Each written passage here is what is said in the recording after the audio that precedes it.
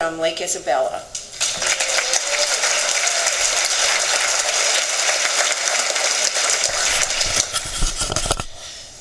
My name's Billy and I'm an alcoholic. Well, I hope you're all very happy. I haven't slept for a month thinking about what I was going to say to you. That's right, I can't blame you for what's wrong with me, can I? For the ladies that are here, because I see that there's a lot, so you don't have to sit around and try and figure it out. I was 78 years old last month. I have 8 children. My sobriety date is October 15th, 1976.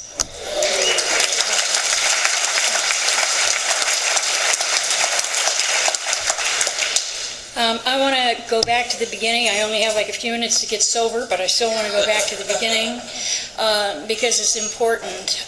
I thought when I did my first inventory that I was supposed to go back to like the first thing that I did in kindergarten or something like that, but I was told, no, go back to the very first memories that you have about yourself, what you heard about yourself. And what I heard about myself was I was born in Nebraska, and it was, I guess, the thing that the first child that was born was supposed to be his son, and of course I was not. So they tried to name me after my dad and gave me his middle name, which was William, so therefore I got Billy. And I really hated that for a long time until I realized if they'd have given me his first name, he'd be calling me Leonard. So it's not really too bad having the name of Billy.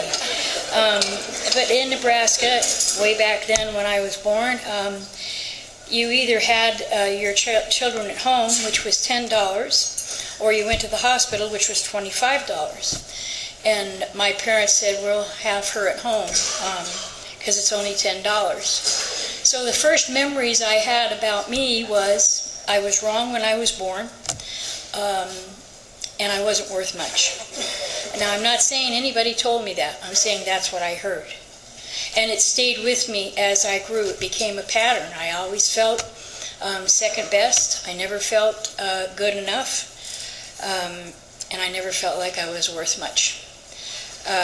That went on all through my life into my teens.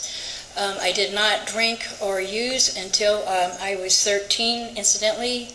Drugs are part of my story. If it offends you, I'm sorry. Also going to talk about God. If that offends you, I'm sorry. But I had my first drink when I was 13 years old, and I never drank because I thought, gee, I'll see what this tastes like. I drank because I wanted to be oblivious to how I felt. I wanted to not feel just for a little while. And that's what it did for me. I didn't feel for just a little while. That led me to places that I swore that I would never go. Long story short, at 16 years old, the first young man that I slept with, I was pregnant and had my first child at 16 years old. When I was living at home, feeling the way that I felt, my greatest desire was to have children that wouldn't have to feel the way that I felt. And I was going to make them feel loved, and I was going to be such a good mother. And so I had my first child when I was 16, and by the time I was 18, I had the second child, and I was already an alcoholic and well on my way into the world of drugs. So I kept having more children, thinking this time it's going to be different, this time it's going to be different. And instead of being who I had aspired to be all my life, I was a miserable failure as a mother, and I had all those children and a couple of divorces, and I ended up living in a truck stop in Santa Clarita. And when I could no longer stay there, my father had a Teardrop trailer, and he pulled me up to Zuni Campground in Bouquet Canyon in Santa Clarita, and they didn't know what else to do with me, and they just left me there. So there I was in that little Teardrop trailer, raising these kids on my own. And a lot of people don't agree with this, but I believe that God will use whatever He needs to use to get us where He wants us to go. And I think somebody was praying for me, because what God did for me was put a higher power over here that I could see with brown curly hair, pretty blue eyes, and a court card. And I would go anywhere that higher power went. So when it was time for him to go get court cards signed, I started going to Alcoholics Anonymous meetings. I got sober at the Rafters in Santa Clarita. And when he went, I went for him. I had no idea what Alcoholics Anonymous was. I didn't know why I was there. I thought he was there because he got busted, and I had already been to jail a lot of times. And the first time that I met you all, I fell in love with you. And I mean, immediately fell in love with you. God had just picked me up in his arms, dropped me off with you, and said, here she is. You take care of her. And you have. It was about 2 weeks after that meeting, I still had a few drugs left, so I changed my sobriety date a few times because I wasn't positive when the last drug was gone.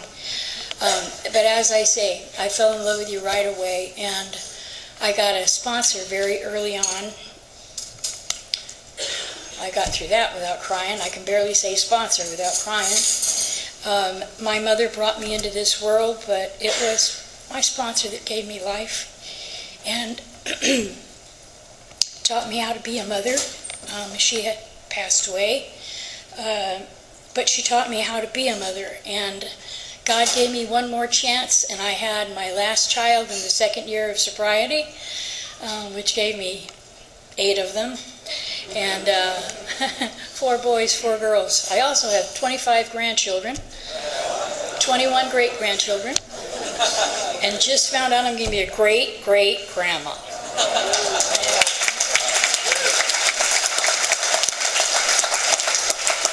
Like I accomplished that, right? Anyway, she taught me everything, and she taught me, of course, through the steps, and she got me started right away. And today I hear so many people say, I love sponsoring. That's one of my favorite things on this program to do.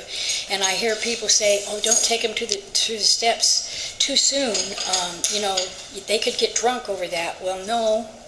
They could get drunk if you don't do that. If you read the big book, they did it in the first 2 weeks, took them through the steps. So she took me through the steps, and she said, my job is to teach you everything that has been taught to me, so that if I died tomorrow and you couldn't find an AA meeting anywhere, you and God would know how to stay sober.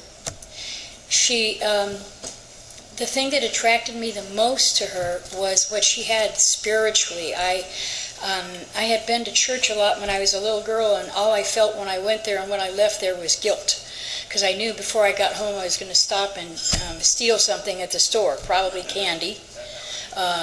So I didn't get it, but something inside of me, I knew that there was something. I just didn't, no one had ever suggested to me before that I have a personal relationship with this God. And that's really what she taught me. That's what she taught me through the steps. And when we did the 3rd step prayer together, I took it very seriously. When we did the 7th step prayer, that one really helped me a lot. My Creator, I am now willing that you should have all of me, good and bad. I pray that you now remove from me every single defect of character. And she said, most of the time people stop there, and that's why they get afraid of that step, because all they hear is remove every single defect of character. She said, but the next line says, except when, I was going to say the 8th step prayer, where is it? Tell me again. My Creator, I am now willing that you should have all of me, good and bad. I pray that you now remove from me every single defect that stands in the way of my usefulness to you and to my fellows.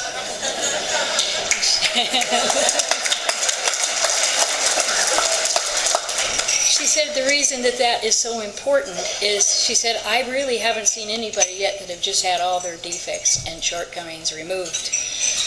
She said if they were completely removed from us, we really would not be of much help to each other. She said we'd have to separate the room. I've had them removed over here, I haven't had them removed over there. And she told me that one of the other things about that step was that I didn't think that I had defects of characters. I thought I was defective.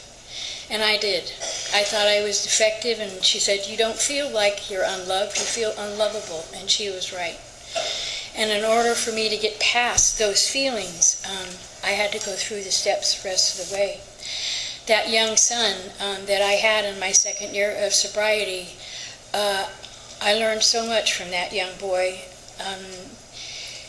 When he was 7 years old, up at the lake, my sister and he were driving around the back side, and he went through the back window of her car down a 250-foot embankment, and he nearly lost his leg.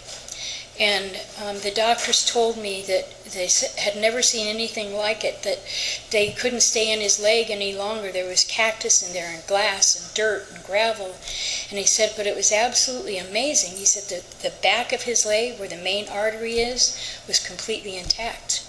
And he got to save his leg and his life. And that young boy had been hanging around AA meetings with me, and he said when he was down at the bottom of the canyon where he was laying down there, he said, I looked up like this and I said, God, let me know that this is a dream. Just tell me that this is a dream. And he said, well, I was down there in that canyon. He said, I heard God say to me, I'm sorry, Jacob, this isn't a dream, but it's okay because I'm here with you and I will always be with you. Besides that one, he had so many other things that happened wrong to him, and I used to get angry at God. Why is this happening to my young son? He's the good kid. Why? Well, I know today, thank you, I know today as an adult, but he has 2 sons of his own, works 2 jobs sometimes, and I have seen him help more people than most adults that I know. And had he had his life happen in any different of a way, he'd be a different person today, and I keep that in mind. God knows what he's doing. I do not. I like to end with one of my favorite pages from Alcoholics Anonymous. It says, the last 15 years of my life have been rich and meaningful. I have had my share of problems, heartaches, and disappointments, because that is life. But also I have known a great deal of joy and a peace that is a handmaiden of an inner freedom. I have a wealth of friends, and with my AA friends an unusual quality of fellowship. For to these people I am truly related. First through mutual pain and despair, and later through mutual objectives and newfound faith and hope. And as the years go by, working together, sharing our experiences with one another, and also sharing mutual trust, understanding, and love, without strings, without obligation, we acquire relationships that are unique and priceless.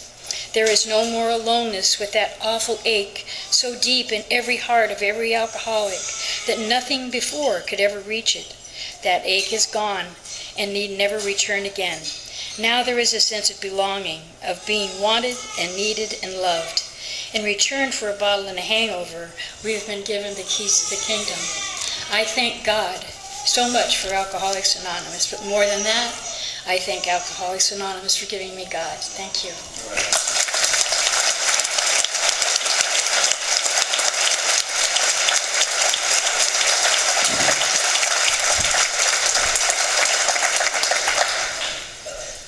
I first heard our main speaker tonight over in Los